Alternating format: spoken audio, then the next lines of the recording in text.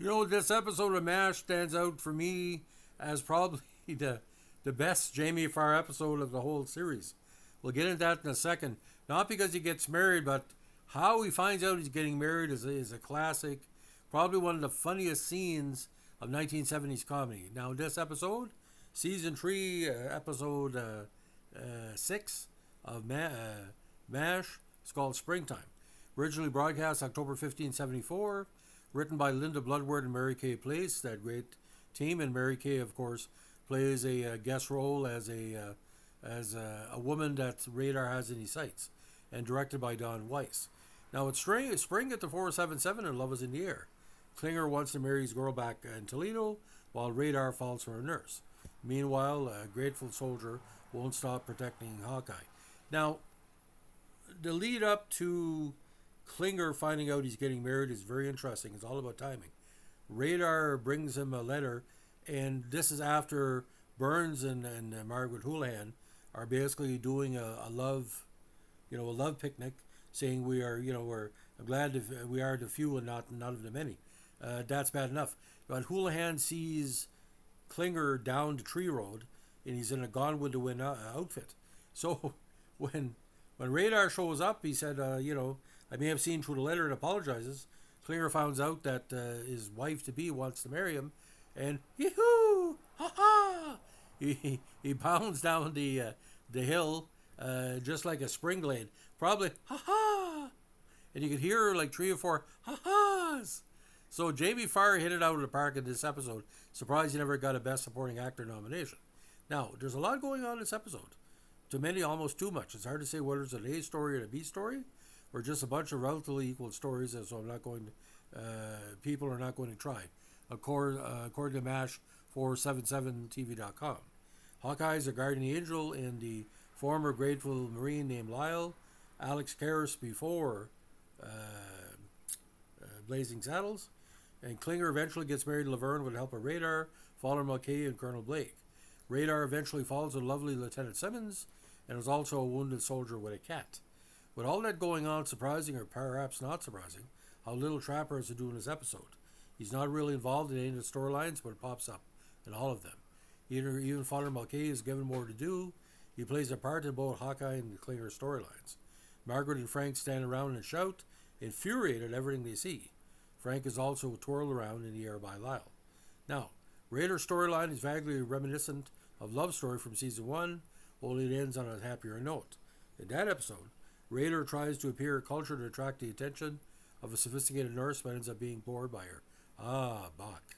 In Springtime, after learning Lieutenant Simmons enjoys quiet evenings reading poetry, Raider brings her chocolate and offers to read her some poetry from Klinger's book. It works, and she throws herself at him, slanking. It's interesting the 2 episodes in season 3 involve some sort of ceremony being performed in the 477 with a second participant far, far away. Springtime had Klinger's marriage ceremony with Laverne in Toledo, while Lightfoot Father had the Jewish circumcision ceremony with a rabbi and an aircraft carrier. Although Lightfoot Father aired 2 weeks after Springtime, it was actually produced before it. Did the producers worry at all that the storylines would seem repetitive? Now, Lyle's obsession with Hawkeye is amusing, and Alex Karras does a fine job portraying the hulking Marine as a sensitive brute who wants nothing more than do good things for the doctor who saved his life. Now, some people have speculated if additional scenes involving the soldier with the cat were cut from the script or the episode during editing. It's never really resolved. On the other hand, it could have just been a plot point for the Hawkeye-Lyle storyline. There was nothing more to it. The closing credits include a credit for a character named Pasco, played by Greg Mabry. Perhaps Pasco was the unnamed soldier with the cat. Now, this was the second of 3 episodes penned by Bloodworth and Place. The first was Hot Lips and Empty Arms from season 2. The third was Mad Dogs and Servicemen from later in season 3. Bloodworth also wrote 2 episodes on her own. This has to be a story behind Mary Kay Place getting cast as a guest star in the episode she co-wrote. I'm not being critical of her performance, which I think was quite good. I'm just curious how it happened. At the time the episode was produced, she just had 2 acting credits to her name. Perhaps another actor was originally cast, but the last minute had to drop out. There was no time to replace her. Now, Patricia Stevens isn't credited for appearance, despite having 2 lines in the scene which Hawkeye meets the unknown soldier and Fluffy, the Great Tabby. Now, Gwen Farrell and Kelly Nakahara are likewise uncredited. I don't recognize the 2 other nurses grouped around the bulletin board, looking at the volleyball schedule.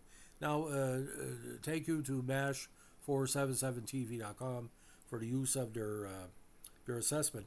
But what really stands out for me, ladies and gentlemen, when this was initially shown in Canada, everybody was talking about Klinger's outfit. Now, in 2024, we talk about transgender people, but Klinger was literally a transvestite by design. He was trying to get out of the army. He wasn't gay. He wasn't non-binary. He basically wanted to get out. He felt by dressing in the best dresses. But the investment of money he put in, he was spending all these check on the different accoutrements, because that Gone with the Wind outfit, boys, it was, it's not cheap. So I give this episode, if you're looking at 4 stars, at least 3.5. I could nothing to do with that cat plot, because it just seemed to be wasting time. But Mary Kay Place gives a strong performance. Berghoff plays Radar as Radar, but there's a lot going on here. It's almost like not say a stage show episode, but it feels like there's a lot of plots taken. It was advancing all the plots of the different characters. Not much for a Trapper to do. So that's the story of Springtime, Season 3 episode of MASH. If you like what they're doing here with our MASH podcast, let us know when to like, comment, subscribe, or share.